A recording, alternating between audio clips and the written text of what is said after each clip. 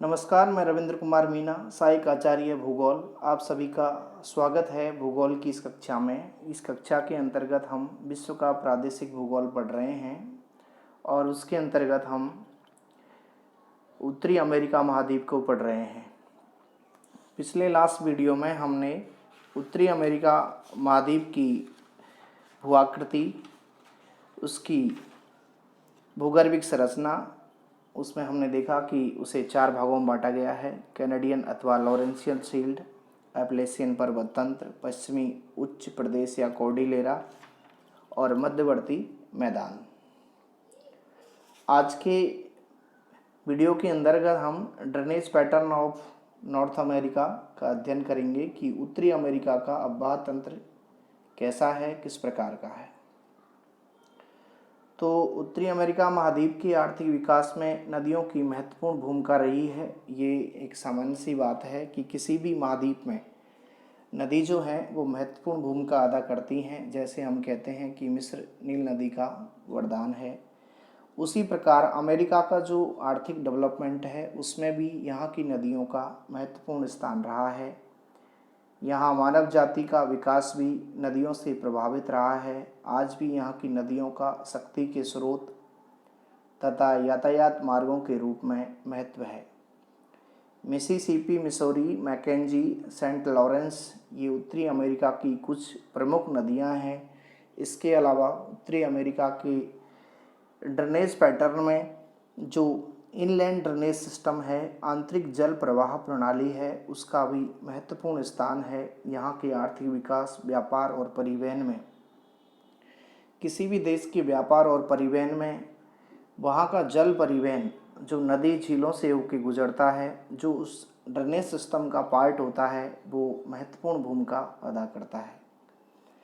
तो ड्रेनेज जो पैटर्न है उत्तरी अमेरिका का, वहाँ की जो जल प्रवाह प्रणाली है उसको वहाँ की भूगर्भिक संरचना और वहाँ की नदियों के जो पैटर्न के आधार पर 4 भागों में डिवाइड किया जा सकता है।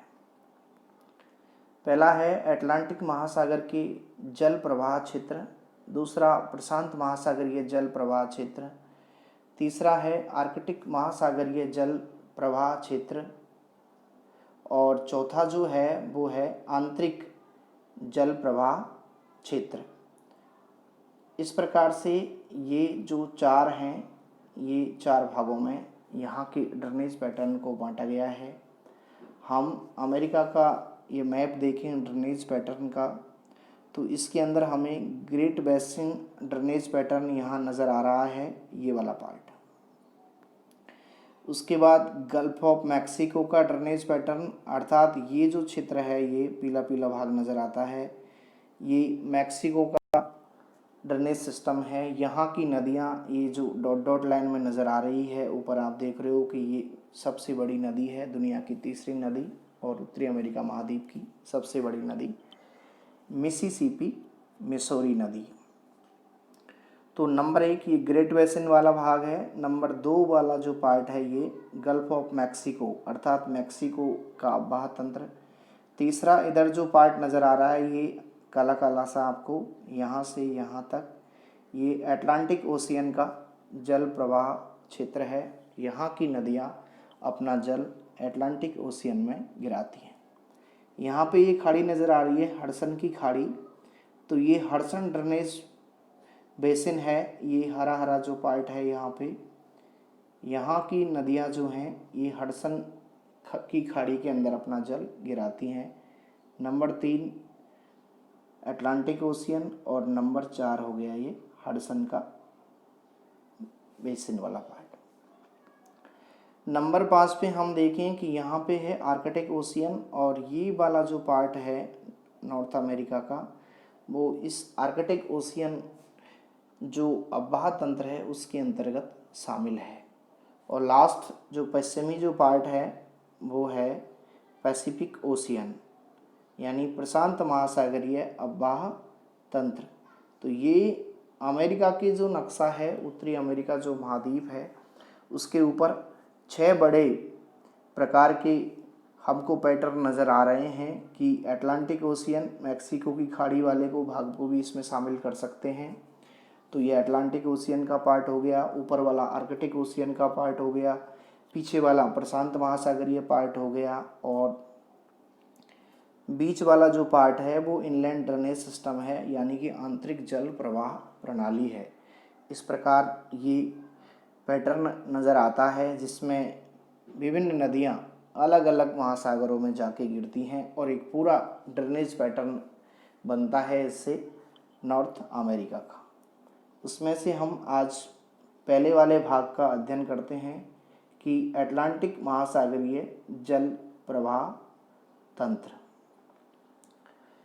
इस जल प्रवाह क्षेत्र के अंतर्गत सेंट लॉरेंस, और ये नदी एक ये हो गई सेंट लॉरेंस, और दूसरी नदी है मिसिसिपी।